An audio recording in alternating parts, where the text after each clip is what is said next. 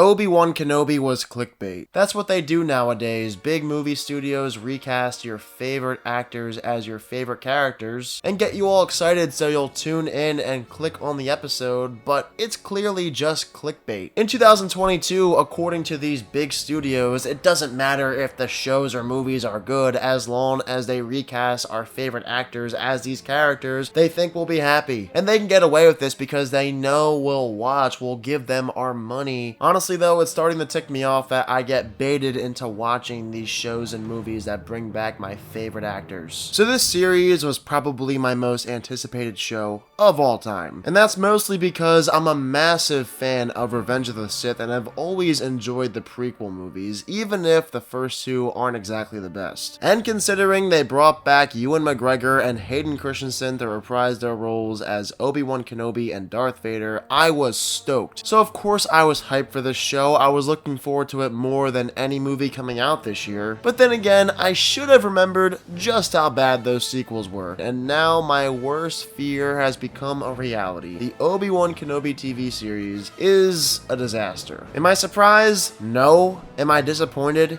Yes. Could this show have been great? Absolutely, but unfortunately, it's not. Now, before I dive into all of my problems with the TV show, let me just talk about a few things I liked. Hands down, the best part of the show, and I think everyone can agree on this, is seeing Ewan McGregor and Hayden Christensen back together on the screen. When we got that little flashback between Obi-Wan and Anakin, the 8-year-old inside of me was jumping for joy. If anything, even if the show isn't good, I'm so happy we got to see these two reunited in Star Wars. It was a long time coming, especially after all of those years enduring the sequel trilogy where they completely ignored the prequels. Beyond that, the only other saving grace in Obi-Wan was one of the last scenes in the final episode. It genuinely teared me up. You saw the pain on Obi-Wan's face. He was hurting on the inside. And I guess if you're gonna have a younger Princess Leia, they did the best they could. The little girl who they chose to play her did a good job. And that's it. Okay, now I'm gonna go off on a tangent. I apologize in advance, but this show could have been so much better, and it's very underwhelming. The series has a multitude of problems, and it seems never ending. I hate to talk about the show this way, but it's the truth. First off, every character is so dumb. Why did Obi-Wan cut himself off from the Force entirely if he has to train Luke? Why does Darth Vader keep Reva around so long and not kill her if he knew who she was the whole time? Why does Bail Organa relay the location of Luke to Obi-Wan in a message that could easily get stolen? And of course it does. I don't think a single character has a brain cell in the Kenobi series, except for Reva, who somehow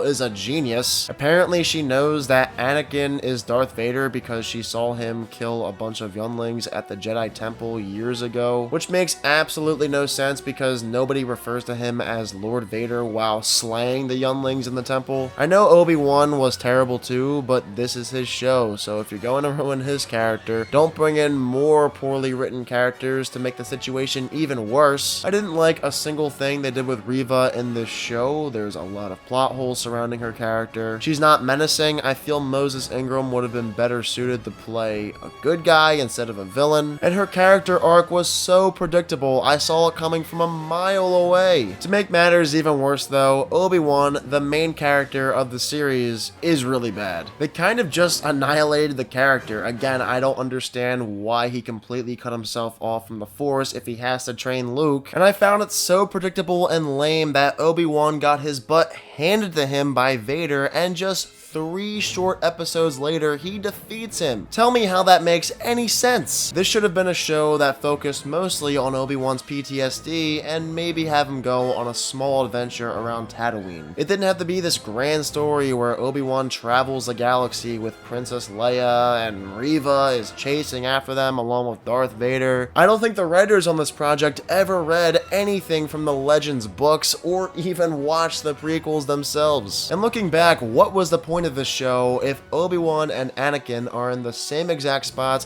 where we last left them off in episode 3. I just don't understand the point. You didn't have to write Obi-Wan this way. It hurts too that there's barely any flashbacks. Instead, it's just Obi-Wan and Leia going on an adventure, running into some trouble, she gets kidnapped, more trouble happens, and then bam, we're at the last episode. Must I repeat that we didn't need this long, drawn-out adventure between Obi-Wan and Leia? It felt tedious and unnecessary. Why not just keep Obi-Wan on Tatooine, have him reflect on his time from episode 3 where he beat Anakin, almost killed him, and in those moments give us a ton of flashbacks where we see Hayden Christensen actually doing something. To make matters worse, the dialogue is stale, which we're not strangers to at this point, but come on, you could have improved it and done better. At times, it feels like Ewan McGregor is literally reading from a teleprompter. That's how bad it gets. The execution of some scenes isn't good, for example, the forest chase. The one thing that could have saved this entire series was the final lightsaber duel between Obi-Wan and Darth Vader, and of course, that was bad too. It was poorly shot and edited, it's too dark to tell what's even going on. It makes the duel between Count Dooku and Anakin in episode 2 look god tier. So with all of my thoughts now out of the way, let me just say this. Just like the sequel trilogy, the Obi-Wan Kenobi TV series